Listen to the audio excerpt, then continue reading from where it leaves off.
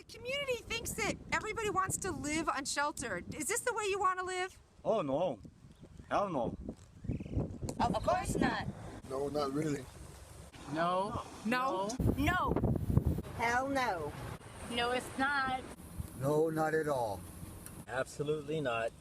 I do not want to live this way, nor do I think others around me want to live this way. No way. That's not living. It's, no, this is horrible.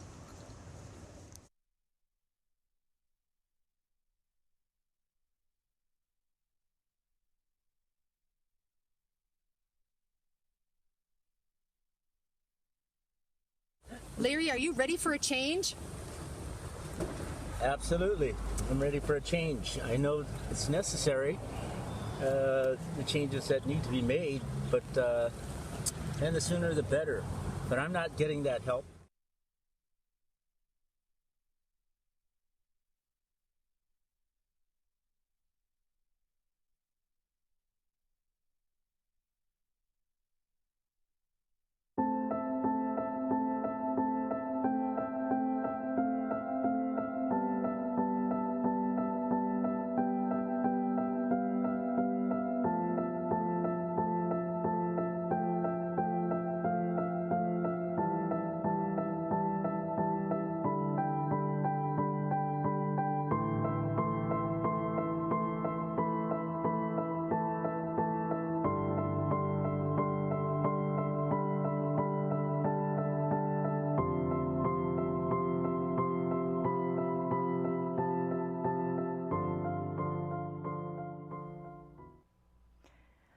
Welcome back to another episode of Sentience, conversations about lives being lived.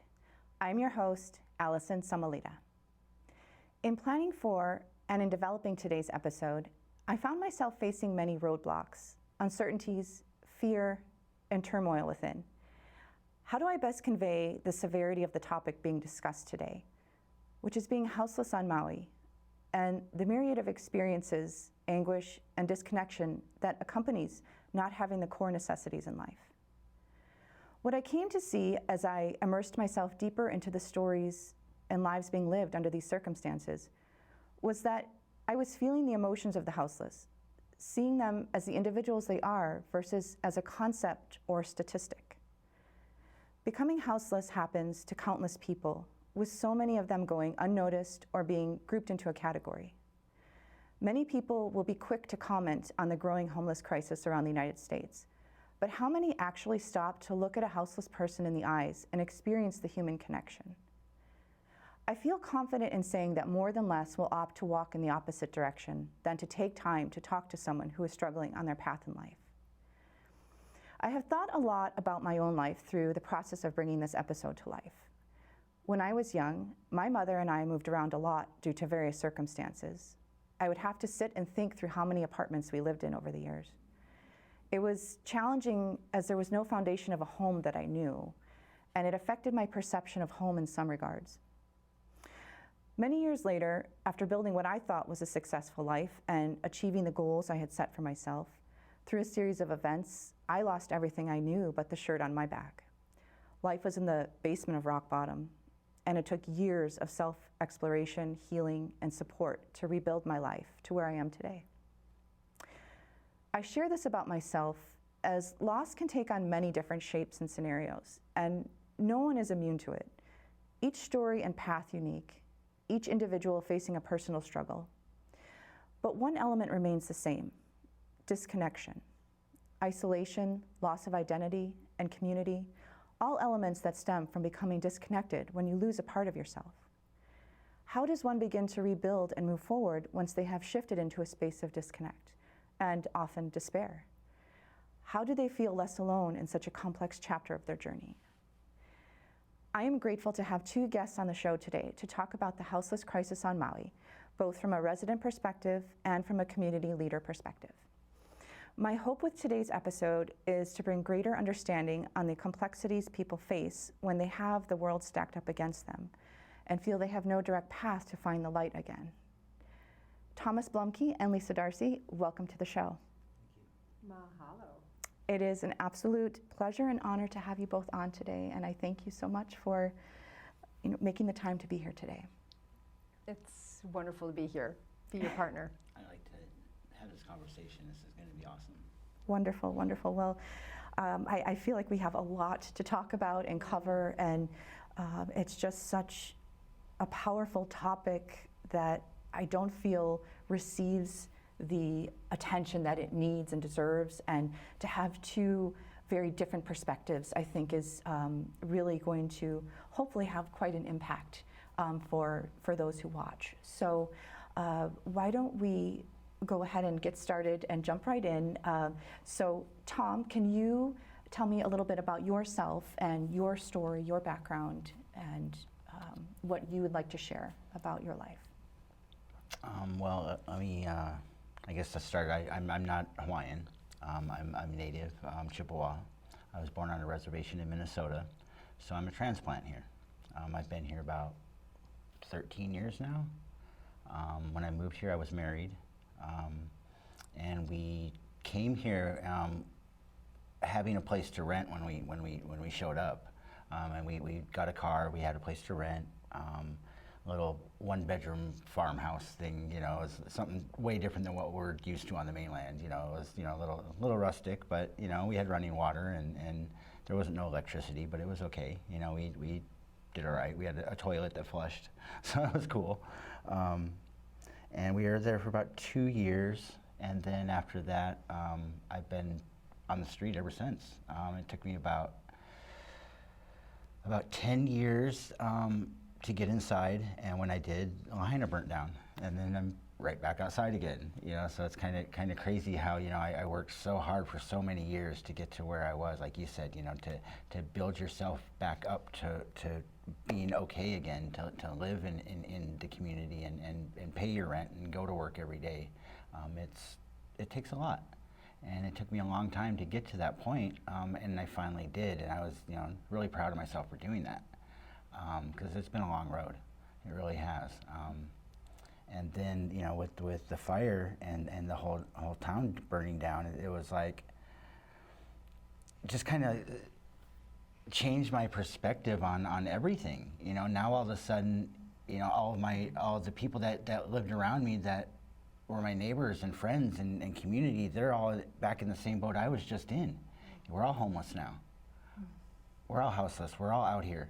And, you know, I'm a little seasoned, you know, I've had experience at this, you know, I already have a tent.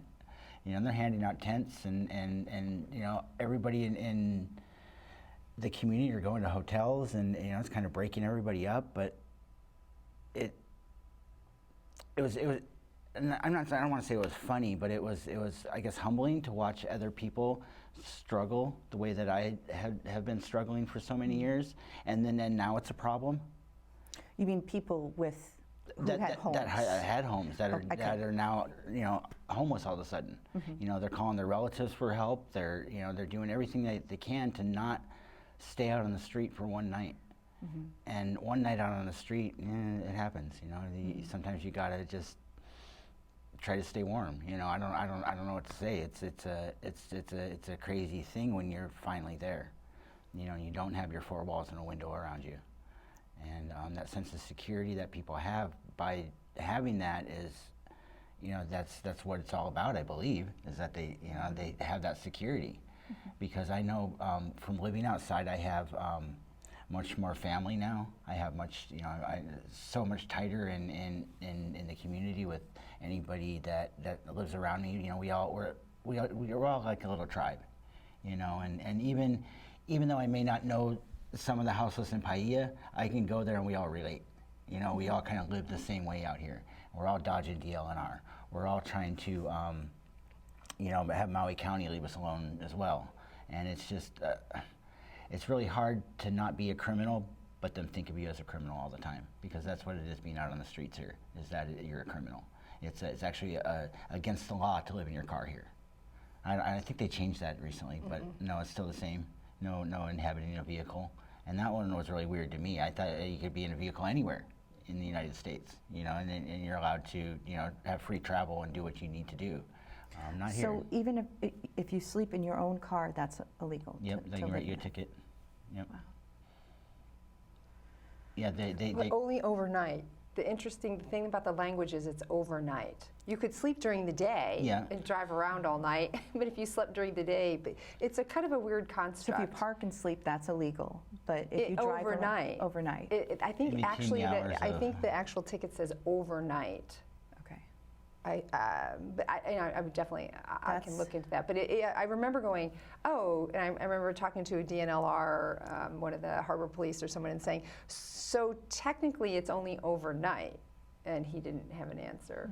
So yeah, interesting point. And and that's what it is about all these laws with houseless out here, is that it's all about wording, and it's all about how you can get by on the wording of it. You know, like instead of camping, we're fishing.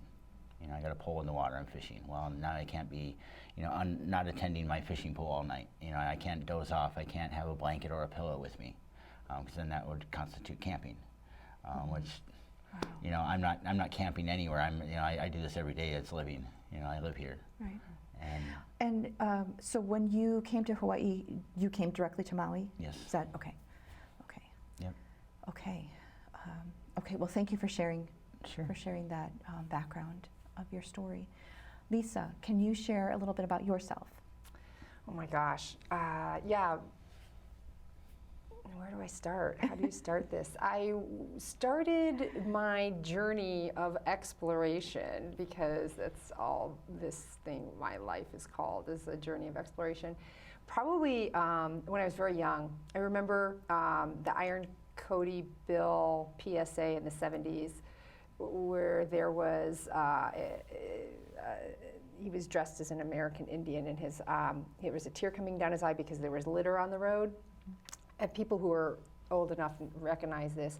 And I was horrified at the concept that I was on someone else's land, or how did my house and pavement and all this stuff happen when there was someone who was on horseback and living and following around a herd of buffalo, and then how did my life get to here only several generations in between? Like, it was so confusing to me. I just didn't understand the concept of pavement and houses. I understood community immediately in my younger years, and as you were talking about, Tom, the Ohana's form, and that's how you help each other. So it's very confusing to me as a kid growing up on the mainland in a suburb in times, but also having a grandfather who was a farmer, and having those pieces were pretty important to me. I moved around quite a bit as a kid, so I got to see lots of different perspectives and points of view. And when I was in college, I had an amazing professor who brought people in from all different walks of life in the community. It was a sociology course, and she had some guests in that were clients at the time, people were called members at a program for people who have serious and persistent mental illness. And there was a gentleman, Ted Kotchin, hi Ted, I know you'll watch this, who was in the class when this is 35 years ago, and he sat in front of the class and said, I was like you. I went to school, I had a life, I had this, and he was telling a story of what kind of college students have, and he's like, and then I got schizophrenia. And I ended up getting a restraining order against my family. I lived in my car. I drove across the country. If you want the best dumpster, go to Kentucky Fried Chicken. He's sitting up there matter-of-factly talking about these horrors as a human being, what he went through. I was so stunned by this that that was my introduction to this journey, and just trying to figure out why another human being has to live that way. What is a restraining order? Why would you eat out of a dumpster? Like, these are just fundamental life questions to me that I've always wanted to answer. I never wanted to grow up to be a doctor. I never wanted to grow up to be a this or a that.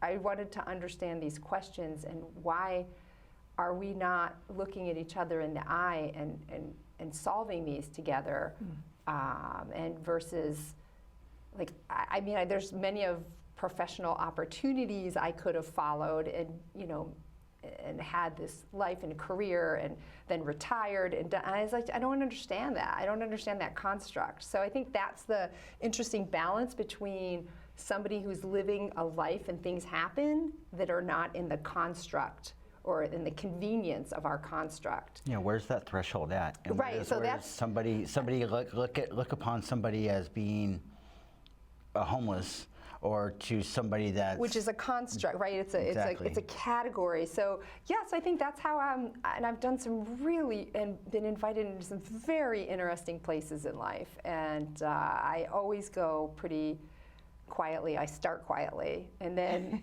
it doesn't always end up as quiet, because I think the real work happens when people are uncomfortable and when people are joyful. And so at times you have to swing between those extremes, and you have to create space where that's safe. And we don't do that very often as communities, as organizations, and in terms of, and what I see in my experience is it doesn't, everybody wants to be in the middle where it's supposedly considered safe, but that's actually not where the good work happens, and actually where no work happens. So anyway, the work I do is all in these outside edges all the time. I think that's a really important point to make, because so many people want to be in that middle ground, that safe space, but there is no way to grow when you stay there. It's a good place to be in for a period of time, perhaps, for people, depending on whatever the scenario may be in life. It's not necessarily a bad place to be in the middle for something, but to stay there there's no room for growth. We don't have equal access to that safe space, is I think for this. And Tom, you even illustrate that you know that we have this mainland concept in Hawaii that you can't live near the water, or you can't live in a car, and they have all these rules and laws that are born out of slave and the original laws that came over from England, and this group of it wasn't inclusive of how the United States was created, and we have had to Hawaii has to adopt those because of the way that it's being run. I don't necessarily agree with it, and the cultural aspects are completely ignored. Well, and that's another good point. Just to clarify for terminology, using houseless versus homeless, and how different the idea of being homeless in Hawaii is versus what mainland United States sees homeless as. I'm proud for Maui to be my home. Exactly. And so the helping the viewers understand the difference between the terminology specifically here of homeless versus houseless. Because I think on the mainland, homeless is just a generalized concept that's used very broadly. So can you guys talk a little bit about that and how that came to be? It's a derogatory term, and it's come to be that. And you might as well. Homeless. Is the derogatory. Okay. Well, that's what everybody says. They don't.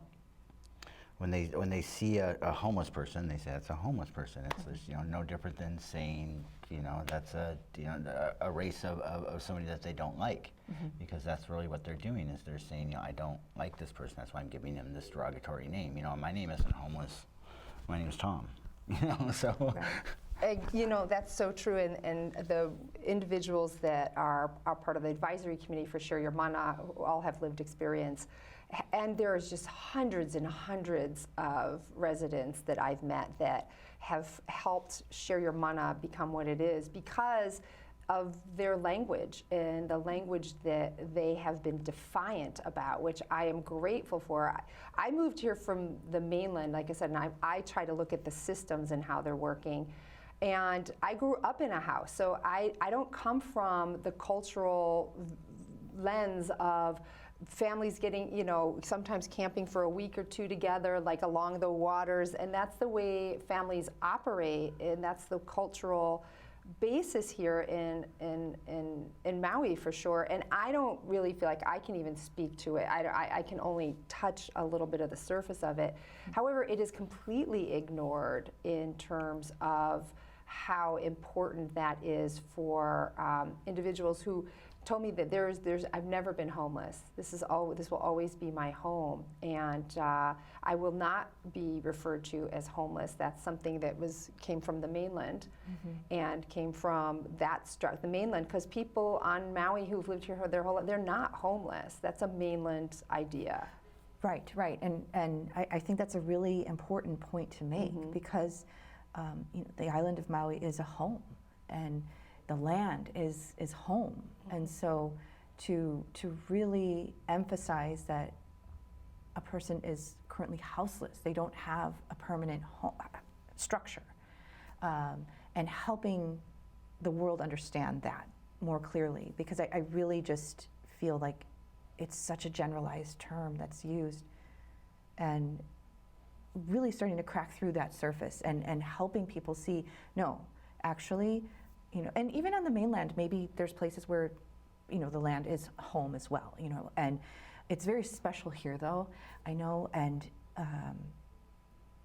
just really trying to emphasize that difference. As Tom was saying too, these words have huge impacts on the way that somebody will address a subject. So there's unhoused, there's unsheltered, there's houseless, there's homeless. I know people that see themselves in all of these different words because they actually do represent the different circumstances. And I think that's one of the things that I really feel proud about the advisory committee from Share Your Mana and everybody who, the years that I've worked with individuals is they've been like really clear. I do not want to be defined by some category of need that somebody in some office over in Washington, D.C. decided I was going to fit into, who has no idea what my life is like, who has no idea what the needs are here, who doesn't understand the cost of living here, doesn't understand any of these things.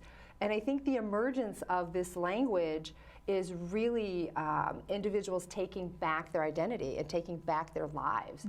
And that, it's been so easy for agencies, even ones that I still work with, that just want to call everybody homeless. And we still have a homeless alliance, which, I tried to change many, many, many years ago and give it a name, like you're Tom. The homeless, we're ready, we're way past, that language. And it does it. It keeps a thumb on people's voice. And that's, I think, where everyone's we're gathering up and saying, no, not anymore. It's time to change. Yes. Time to evolve. And I feel like a lot of people are stuck in that mindset. And so do we have a voice though? We don't even have that. Do we have a voice? Yes. Now yes, we do. I don't know. That's your question and your answer. I hear your voice. I'll tell you that I hear it. I know I have a voice, but to those that it would matter to, it just doesn't. It seems like we're lesser of a person. I don't get to have constitutional rights like somebody that stays in a house gets. I get pulled over in my car, I get the full penalties. Somebody that has a house, they get a warning. It's really hard to have the stigma of being houseless. And this is important for the viewers. Okay, so this is where your followers and your viewers can support this. Working with the residents at Kanaha, there would oftentimes be people and even tourists that would come down and just start taking pictures because they lived on the side of the road. And I used to say to people all the time, I've actually gotten in the faces of people who had cameras that were just lurking, and they said, well, I'm on private or public property. And I said, this isn't about public or private property. This is about, where do you live? Can I come to your house? Can you pull your curtain back, and can I start filming in your house? You have walls, you have a garage door, you have these things that separate and allow you privacy. And if you're too poor to afford a door, and I said, my big thing was, I think every mayor, every council member should take every door and window off of their house for 1 week and see what that feels like. And I'm not even saying they don't have to move out. Just take your doors and windows off and then see what it's like, because your entire life is in a spotlight. And because of the financial circumstances that you're in, and because there isn't a structure that is supporting humanitarian dignity. And so this is a really important for the viewers, think about it. If you really, this moves you, say, hey, how do I think about that in terms of providing your privacy, which is a sense of security and safety? Well, and see, I flip it around the other way, out there with people when they say, oh, so-and-so came and stole my whatever, or oh, my cell phone got clipped out of my camp today, or whatever. And I'm like, hey, look, start paying for a locked door in a house, and then you won't have that problem. But we all live outside, and that's something that we gotta realize is going to happen. You know, somebody's going to come and steal our stuff. You know, we don't have a locked door. You know, we have our little camp. People can walk in, they can walk out. You know, same with the officials. They can do the same. So it's something that I don't think that we should have to say that, oh well, you know, because we live the way we do, this is the way it is. And I think that's what you were just saying about, you know, about that, is that we can't feel lesser of people because we live the way we do. And I think that's what the stigma is about of homeless people, is that, you know, they live a certain way, so, and it's not like the way we live, so they're lesser of a person. You know, and that's really difficult when it comes down to the hard, like you know, when it's your constitutional rights that are being violated, and you're standing there and it's happening around you, and you're watching it happen, and there's nothing you can do about it. It sucks. It really sucks. You feel like you're nobody, and to be already not have any place to go, and they're telling you to leave. Where am I going to go? Right. This is my home. You know, I live on Maui. You know, I don't have an address on a street corner. You know, it's back there. Everybody thinks there's like 30, 40 people that live back in the bush. You know, there's like 6 of us. I think now there's probably 9, maybe, since all the recent raids and the fires and all that. But, you know, it's always been just, you know, I've been back there almost 10 years now. And it's been, you know, we have a little community. I don't have anywhere else to go. You know, when they say, you know, you want to go and stay in the hotel, I'm like, okay, I guess, you know, but it's not, you know, and then I'm away from my friends and family. Then I'm, you know, I'm not, it's not like I want to live this way, but I want to live this way because this is what I know. I don't have anywhere else to go. This is, you know, Maui has groomed me to live in the bush, and I don't, there is no really getting out for me, because I mean, what am I going to do? Move away from my mentors and my people that I respect and help on a daily basis, and, you know, like really, we're a little family, and people do each other dirty all the time, but it's just you know, sort of brothers and sisters and families, and you know, there's always dramas and always problems, and ours are no different than anybody else's. Tom, can you talk a bit more about your living situation right now? And we have a clip, actually, that I would like to run. But if you want to just talk a little bit about what your current situation is, what you're comfortable sharing. As in, I mean, I live by myself. I have a little camp. I have. But you live in the bush. I live in the bush. But just like what it's like living outside, and like I said, we have a really tight-knit community that we can, you know, if somebody's in trouble, they can just scream, help! Somebody's gonna come running, you know. We all know each other. We don't really have any outsiders that come. We kind of got a little, you know, there's a hierarchy, of course. You know, we got our mayor kind of guy that, you know, regulates things, and we got, you know, of course, always the donkeys that come through and try to disrupt things, and but no, we're a pretty tight family, and we've all known each other for many, many years. I think the newest member to our community out there has been there about a year and a half now. Okay, so the footage that we have when they came to tell you had to leave, was that your current place that you were? No, that was the last place? Yeah, that was on state property. Oh, okay. So on state property, they came and threw us all out, saying that we can't be there, which is a lie. We could be there. They're not. I mean, state property isn't. They can't just tell us no trespassing on your own land. You know, we're all part of the state, aren't we? We all pay our taxes. That's our land. You know, we are the state, correct? No. Well, you'd think yes. However, technically. But if I'm out on that land, there's nothing saying no trespassing. I'm allowed to be on state land.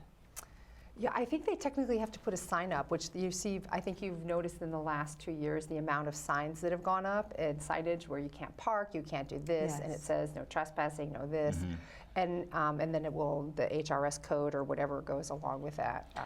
Yeah, so now they don't have anything posted for state land, but on county land they do. Yeah, they have the corners posted.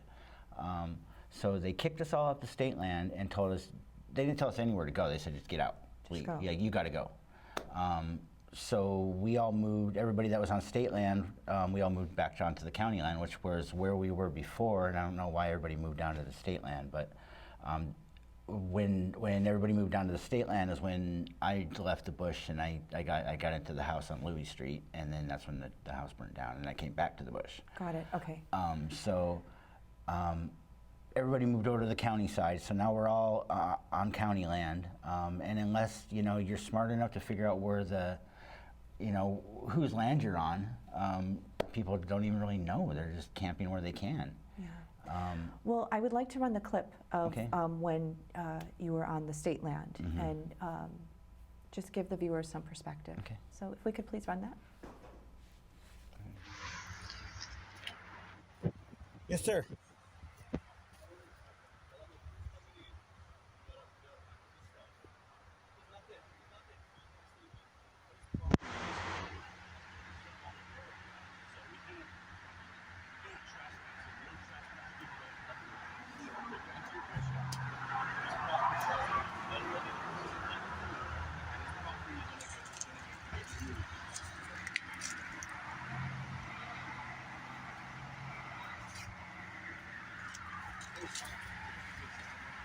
Hey Tom. Yes, sir. Hey brother, just to let you know that your property, you don't have to take them. The crew is coming by, but they will take.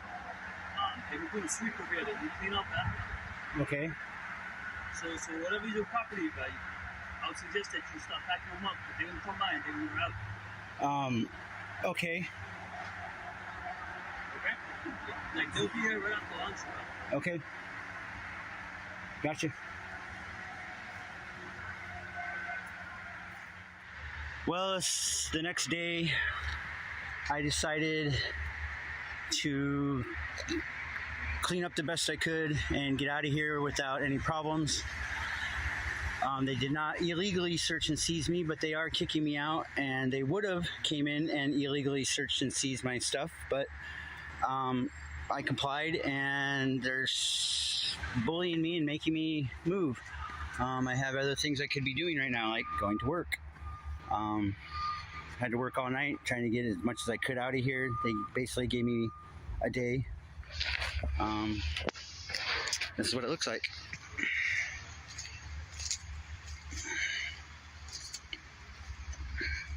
And here's everything that I'm taking with me.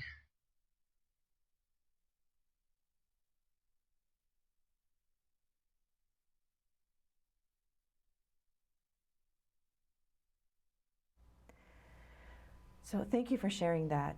Sure. About your life, and it's a very personal experience to share. So I really am grateful that you were open to sharing that with the viewers. I think it really gives powerful perspective of life in the bush, and how many people are living on Maui. And so thank you, Tom, truly, for sharing that. And something I knew we were gonna have so much to talk about, so I definitely want to get to Lisa's work as well. But in a previous conversation we had, Tom, there was something you said that really struck me, and it was that they set us up to fail, and that really, I feel it within. Well, yeah, I mean, even in this instance, they kicked us, out of there. They just said, just go.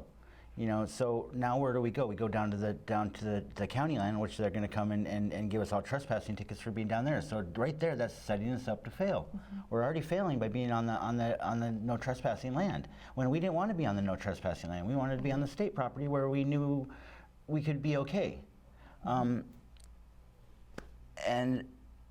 yeah, so yeah, setting us up to fail. That's what they do every time. There's no here. This is what. We're gonna help you, and we're gonna let you. Everybody that was displaced in Lahaina after the fires, they helped those people. They said, here, we have all these resources and all this stuff here. Everything was thrown at you, everything. In that instance, when they came and threw me out of the state land, they gave me nothing except for that's all they gave me. Let's get the hell out, beat it. We don't care where you go, just go. Just beat it, yeah. And now when all the people were displaced with their houses burnt down, like I said, everything there was nobody needed anything. There was no homelessness. There was no houselessness after that fire. Right. Everybody was taken care of. Everybody down there in the bush, they're all in hotels. Everybody that had a house that burnt down, even if they didn't have a house that burnt down, they could still go to those resource centers and get water. They could go to the food trucks and eat. They could do all these things that now, because there's so many, the numbers, and I think that's what we were talking about that before, strength in numbers. Because there's 8,000 people that now need to eat every day and need to have shelter. It's so much more than the 100 or 200 people that need it on a daily basis. And that sucks, because everybody should count. Every individual should count. And I shouldn't have to lose my house in order to be able to get a meal when I need it. And that was the hard part of watching the Red Cross and FEMA and all these agencies that come in and act like they're doing somebody so good, and it's like it's just not. They only care about those people at that time, and any other time of year or whatever, it's not important to anybody. But when your house burns down, damn it, it's important. It doesn't make any sense to me. That's how. Okay, well, thank you, Tom. Thank you for sharing this. Lisa, can you are epic here on Maui. And awesome. So I am so honored that you are here today. So you founded an organization in 2017 called Share Your Mana. And I would love for you to share a bit about the work that you do with Share Your Mana and the advisory council that you talked about, and what your goals are for the organization. Well, thanks for being here, because not always this loved up, so I appreciate it. And I'm not loved up because we have the hard conversations, and we have the difficult conversations, and it takes unique people to be willing to have the hard conversations where, yes, we want to see every single person who goes through a fire get everything they need. That said, there's the reasons that people are unhoused right now they run the gamut of all kinds of things, from abuses to loss of jobs to the spectrum of loss is amazing. People's spouses have died, or they've been in an accident and they couldn't recover. The level of disability for all of the group that's already existing here, and I would say many different places, the level of disability is extraordinarily high. And Maui has never, in my experience in the last 20 years, been funded, there's no, the fire to support this group of people has been it's only lit by the people who are going through it, who are already struggling. The fire has to be lit by people in the community, the people in the Department of Housing and Human Concerns. Like, if I was working for the Department of Housing, I'd be in there early, I'd be staying late, and I'm not saying that they aren't, but I would be going out in the community and I would be talking to Tom. I'd be like, Tom, I can't believe that the state is doing this. And I would say that because there's nowhere for Toms to go. There's nowhere for all of these people to go. And this has been historic, that the refusal to increase shelter beds, to increase the different ways that people are able to access a way out of living in such poverty. Now they warn us every time they're going to come out, and it usually takes about 2 weeks to finally get out there. It's cruel. And the whole time I'm standing there jumping up and down saying, hey, fire, this is what's going on, and nobody listens. I called Maui Now every single day saying that they're going to come out and do that sweep. Never once got a call back. I called what is it, Hope Store? Oh, I don't know. There's one of the organizations that they gave us that was on the back of a resource sheet. I called them, they didn't care. They're like, yeah, come in sometime and do the intake. And so here we go back into the beginning of time. Differences in economic and people who have wealth and who don't have wealth, people who want to control this. Maui is in a struggle for its soul right now, the way I see it. That's a good way to put it. When I came here 20 years ago, I was gripping. I went, I wasn't prepared. I didn't get the Cliff Notes. So I was culturally unaware of the dynamics between government and Native Hawaiians in their land. You can read about some things, but until you live it. So I think that's where this strength of Share Your Mana comes in, is I can understand it, and what we're here to do is to raise the voice. I'm just here to raise the voices up. On the mainland, I did a lot of work with people in marginalized communities. I was often, people would escort me places because I would go into areas where being Caucasian was not necessarily a welcome situation, because it's all based on trust. Some people don't know you, but once you get introduced in and people know that you are working for their needs, that's a totally different story. So I'm used to those kinds of circumstances and comfortable in that discomfort. That said, it's really important to raise up the voices of people going through this, and the only way we can do it is... If we're the only voice that's out there, because like you said, it's only the people that are going through it at the time that are trying to raise their voice. They're the ones that are trying to speak up. It's nobody outside of what's going on that's really helping. And the agencies that can be doing this, I will be on the board and say I've experienced enormous retaliation for lifting people's voices up, where the agencies have been inadequate and they haven't met even a basic level of professionalism.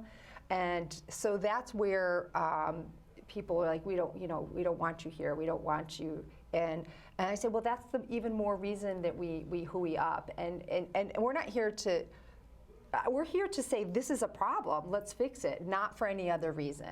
And people who slam the door on you when you bring up a problem, they're not in partnership, and yet that happens.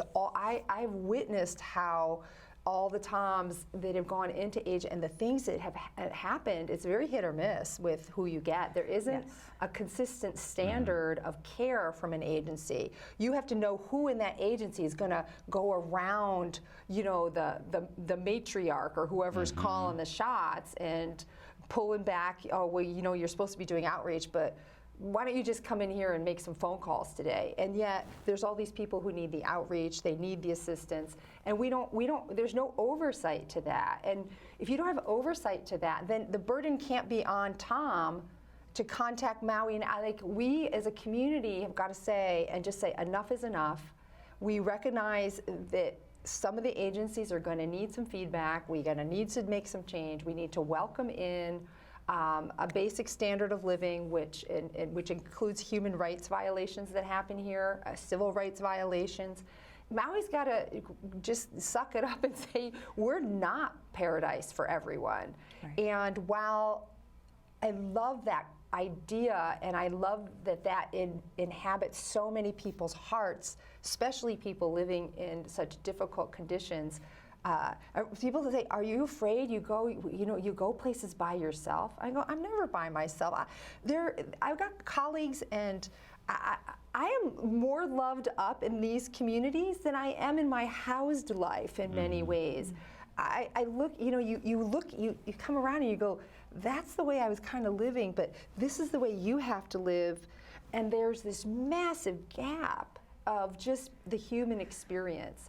And so that's why it's important to have these dialogues, and we don't have enough of these dialogues with larger groups in the community. And Share Your Mana Advocacy Committee, the advisory committee, is always says we will go out to community associations. If you want to put together a group of community members and under a garage, we'll come out and do Talk Story. We will do the smallest grassroots dialogues. We will do the larger. We'll speak in larger events and share what we've had to go through in order to inspire change. And I think that that's a really important point to highlight, that everyone on the advisory council has been houseless or is houseless right now. Absolutely. That is so powerful, Lisa, because it's lived. Oh, and living, and yes, and living.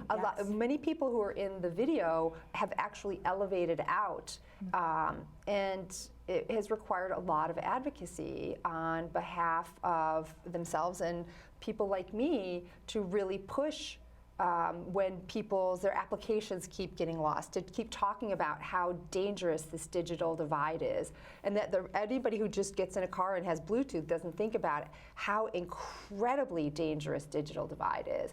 And for years we've gone before the council, we've gone before we said this has got to be a priority, and yet it's never a priority, because you getting into a meeting or going to a meeting or getting on a meeting, and everything is Zoom now, and all the, and it's natural, but it's not natural when you don't have a place to plug in, when you don't have a place to go to the bathroom in the middle of the meeting, and it's so dangerous, and yet nobody talks about it. You know how hard it was just for me to get the address off of my phone this morning for coming here, like just to get enough charge on my phone. It's insane. And we've got, like I said, there's just easily probably the point in time said something like 750 beds short. And that was last year, the year in terms of the survey of people living unhoused. It's completely inadequate. It's not. Everybody knows that it isn't accurate. I would say it was easily double 1,500 before the fire, and so now on top of this, the only thing we can hope is that this horrible catastrophe can open more people's eyes to the actual circumstances that exist in reality when you don't have, when you've lost your job, when you lost your house, when you don't have your, they make it so easy for them to get their birth certificates. Before the fire, it could take you months and months and months, I still haven't gotten mine. So that's the silver lining, if there is any silver lining. Of course, it's a heavy heart to say any silver lining. They've made it a lot easier to be houseless now. Well, they actually, because the resources are there, they're available. The resources were always there, and then magically they all were happening for this new group of people when it wasn't available before. So that's where we want equity. We want everybody should have everything when you have a tragedy, but there's no saying that what you've been through in your life hasn't had tragedy. And yeah, the last 10 years of my life has been tragedy. It just wasn't. It didn't happen in one night. Yeah. It was over a period of time that being set up to fail over and over and over again, it makes it a little difficult. And I think now that the people that are homeless overnight really get to step into our shoes and that's, I think, what we need is those outside people that aren't they haven't been houseless for so many years. They haven't been out in the streets. They haven't been addicted to drugs. They haven't had all these things where we're the voice right now. We're the ones trying to stand up, and we need the outside, everybody on the outside that isn't houseless to do what they can to try to help as well. It wasn't the officials that got everybody all the supplies in Lahaina to begin with. It was everybody helping one another out. It was my neighbors bringing me stuff. Yes. And that's where it's important and I say this with deep reverence and consideration all the time. Share your mana is about sitting next to somebody and calling in a larger source than we are to really believe that together we will get through this. Yeah, we need somebody to look up to. That's we really don't have the governor isn't there it. for us. The mayor isn't there for us. We don't have an official that we can look up to and say, hey, help us. Besides, somebody like you, and that's where you're. That's where we're so fitting awesome. in that piece of the puzzle. Right. Well, and the job is for each of us to bring more people in to the discomfort of knowing that we together can make a positive change, and that's what community does, and that's what the residents of Lahaina have done. I mean, unbelievably, be gorgeous work. When Uncle's drunk and swinging his stick at the LNR and yelling at him, that's not what we need. We need somebody on the outside that can actually use the pen instead of the sword. And that's the hard part. And understand why he's drunk and swinging his stick, But that's all we got. That's our voice. I know, and it's heartbreaking. Yeah. Well, Lisa, you had made a really powerful statement when we talked before about moving the truth forward, and that's what it comes down to, is moving the truth forward. And believe it or not, we're almost out of time. So. In doing that, in moving the truth forward, what is one thing that you would each like to leave the viewers with before we end today? Yeah, it's our ask. We get our ask. That's your ask, yes. I should have prepared for this one. I think I just want to go off of what we've been talking about, is that we need other voices. We need other people outside of the houseless community and outside of our little tribe to stand up for us and to realize that, hey, if there could be a fire at any time. They could lose their house, today, tomorrow, or yesterday. It doesn't matter. That you can be houseless just like we are at any time, and that's if you don't have empathy for that, then I don't know. Well, I think life is it's an unpredictable journey, and at the very end, what do we want to be? What do you want to have left behind? How do you want to have interacted with people you know and don't know? Because everybody has their story. Everybody wants the best. And there are a lot of people that are born into circumstances that are dreadful, and they've got a lot to work through. But does that mean that they are not entitled to an opportunity for happiness, or not entitled to somebody dedicated, or a value system dedicated to helping them to be the best they can be? And I think that what I would like to leave with all of the viewers is to take a moment every day and reflect all of our interactions. What do we do? How are you living your life? And is there more that you can do, or you'd be interested in doing or learning about, that moves that vision forward? That it doesn't just have to be somebody you know that can benefit from being helped. Everybody, we all benefit from being loved and supported, and it comes in lots of different packages. So just to really, it's time to dive into that. It's past time. I think it's really difficult really though valuable. with the cultural, cultural differences with natives and transplants and all these different types of people. There's a lot of healing that has to happen, and there's a lot of good faith that has to be brought forward that has not been brought forward. Absolutely. There's a lot of mistrust still. For good reasons, yeah. So really tapping into the human connection and into the inherent love that exists within. And forgiveness and not judgment. The judgment piece is a whole nother segment. The judgment that's that a we whole all other episode. Bring, yes. Yeah, and to witness. Well, and it's still early with the natives and I believe the genocide that is really going on. My people went through it for many years, and we've kind of come to a place now where, I guess the tribe is still moving forward, but we're kind of where we're at, and I think the Hawaiians really need. They don't have that yet. They're still trying to figure out where their place in all this is. And this is their land. This is their home. This is the kingdom of Hawaii. It isn't the mainland.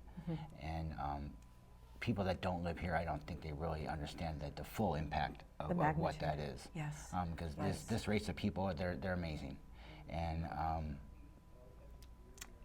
what's going on is nothing short of genocide. And they're really pushing people out. There's so many Hawaiians that can't even live here houseless anymore. They're going to the mainland to live houseless now, and that's ridiculous.